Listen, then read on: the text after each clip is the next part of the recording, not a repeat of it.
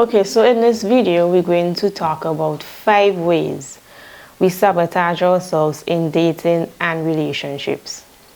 So before we get into the 5 ways, let's talk about what is self-sabotage. Self-sabotage is like when you do actions and you have ways of thinking that holds you back from doing what you need to do. When you do things and you think thoughts that create problems in your life. You do things and you think things that interfere with your goals, interfere with your health. You do things to damage your health, and you do things and you think in ways that disrupt your relationships. So it could be conscious and it could be unconscious. Now, some general examples of self-sabotage in life would be things like when you neglect your health, when you keep toxic people in your life, when you procrastinate, when you people please, when you try to make everyone happy, and when you might stay in your comfort zone and you get complacent and stuff like that. So those are general examples of self-sabotage. Now, in this video, we're going to talk about self-sabotage in dating and relationships, and some of the reasons why we would sabotage ourselves in relationships is because we want to prove that we're a good person. We want to show how nice we are. We want to show that we're amazing. We want to show that we're awesome. We want to show that we're easygoing and that we're down to earth and we're fun and spontaneous or whatever. And then we self-sabotage. And one of the first ways that we sabotage ourselves in relationships and dating is when we say things like, it's okay, I'm fine, nothing's wrong, don't bother, it's okay, it's nothing, when you know that is not the case and you lie. So why you do this? You do this because you want to avoid conflict, you want to avoid argument, you don't want to hurt the other person, you don't want to create tension, you want to resolve the problem quickly, you're scared of expressing your feelings, and basically you don't want to get them angry, you don't want to push them away, and so on and so forth. So this is actually a problem because you would, if you don't speak up and say what is wrong, you would keep having the same issues in your relationship over and over.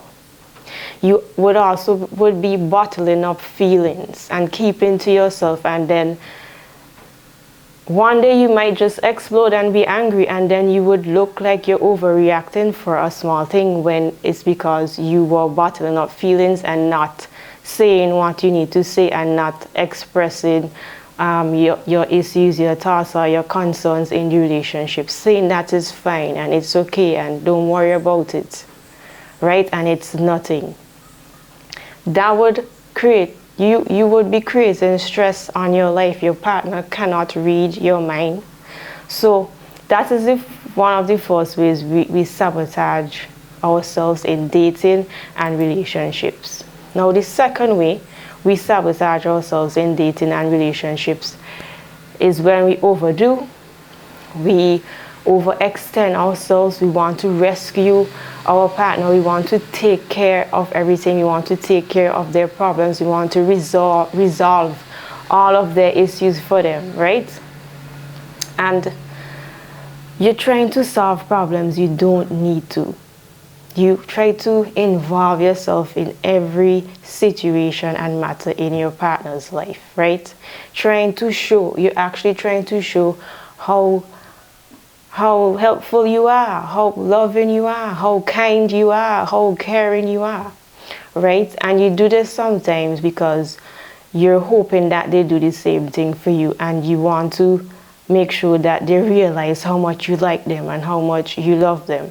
And this is a problem because you're going to be exhausted and you're going to feel unappreciated after, because you are actually exhausting yourself, right? So you're creating this feeling of unappreciation for your own self because you are trying to rescue and take care and overdo in that person's life. So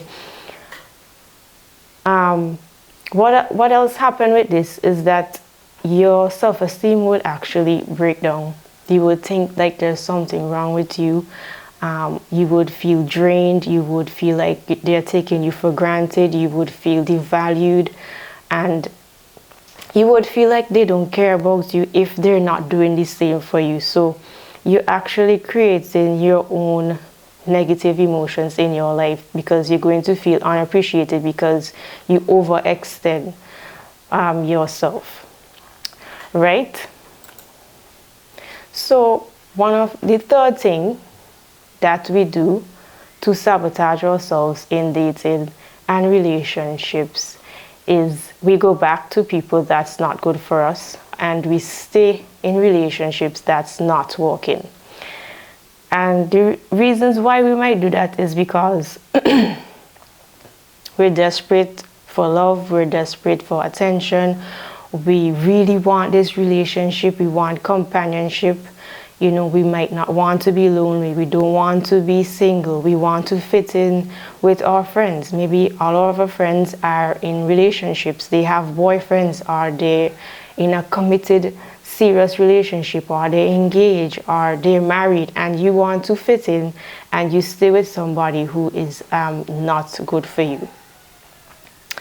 And other reasons why you might go back to people who is not good for you is you just want to avoid conflict, you want to avoid tension, you don't want to break up, you don't want to feel heartbreak, you don't want to feel the difficult emotions that come with heartbreak. You know, you stay and you go back to people because you hope that they would change. You know, you're afraid to leave, you're afraid to start over, because if you start over, you're afraid you're gonna be rejected when you go back to dating someone new.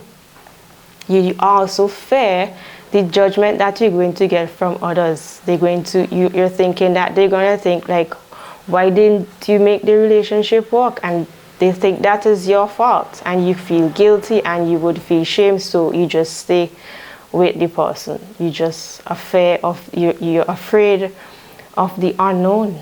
You're afraid of change.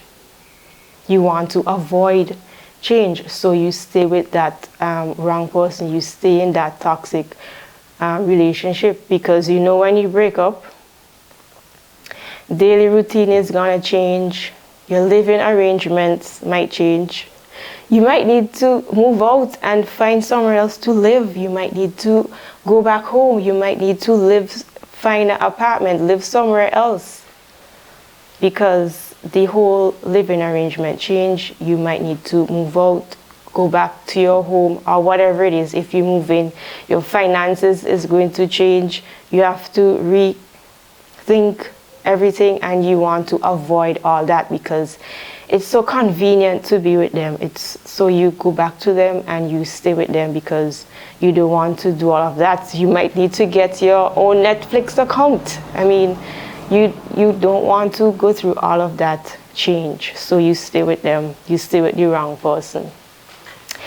And why is this wrong? Because it's wrong because it keeps you stuck in an unhealthy mind state, and when you are constantly being with someone who is not good for you, that could create stress, chronic stress. And we know when we have stress and it's chronic, it spills over into other parts of your life, your work life and your family life. Maybe at work you can't focus, you can't concentrate because you're worried about the relationship that you're in that's not working out. Maybe it would affect your family relationships. Maybe you're moody, constantly, easily irritated, and so on. So because you are stressed about the relationship. And we know when we have long-term stress, that affect our health mentally and physically. Mentally, we could get depressed, we could get anxiety, we could develop personality disorders. Be it in a relationship that is not good for us, being with someone that is not good for us, going back to toxic relationships.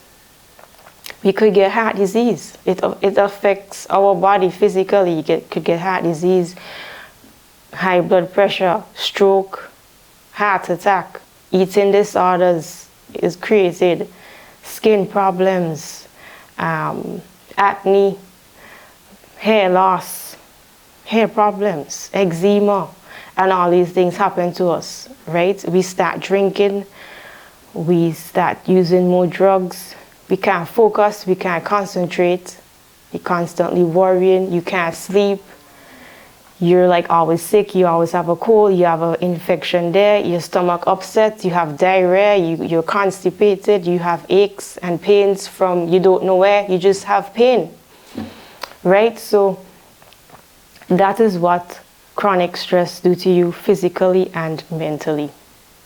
And sometimes you're in this toxic relationship and you just feel bad.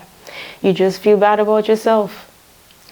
You get low self-esteem, you're constantly worrying, you're easily agitated, you're frustrated, you're moody because you're with the wrong person and you keep going back. Your self-esteem will break down and you will be constantly unhappy and complaining. And that is how you sabotage yourself. Now the fourth way we sabotage ourselves in relationships and dating is when we allow negative and disrespectful behavior just to receive love, just to receive attention, just to have a relationship. We don't set boundaries with the person. Maybe you're dating and they're constantly reaching late on the date and you don't speak up and you don't call them out. Maybe you're dating and you want something serious, you want marriage, you want commitment, and maybe 6 months pass, 7, 8 months, 9 months pass, and they're not committing, and you don't set boundaries for yourself to know when to leave or to stop dating.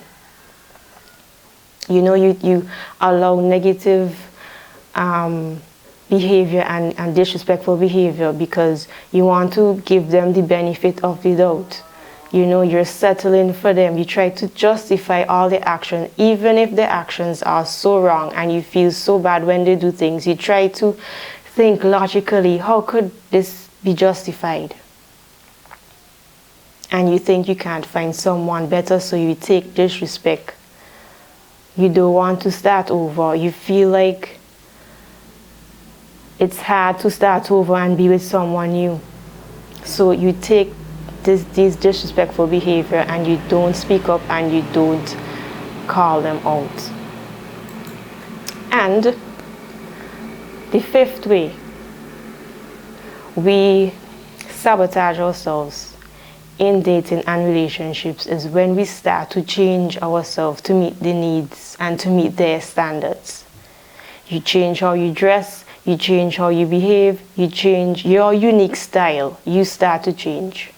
You start to bend over backwards to please them. And why is this wrong? Is because you will stop doing what you love.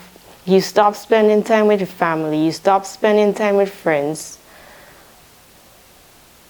Your life becomes about them. You stop focusing on your dreams. You forget about your goals. You forget about your passion. You forget about your own life. You're changing yourself. You're so focused on them. And that is a way of self-sabotage. So those are 5 ways we self-sabotage ourselves in dating and relationships. Now, I am not a dating expert. I am not a dating and relationship coach or anything. These are just 5 ways that I am familiar with, things that I have experienced in my own life. These are ways that I have seen people sabotage themselves in my environment, in my country, in my society. So if you watch this video and you decide to take action or make any decision, I would not be responsible for any wrong decision you might make. I've never said in this video to break up with your partner, to leave your partner, to create conflict or to create drama with your partner. These are just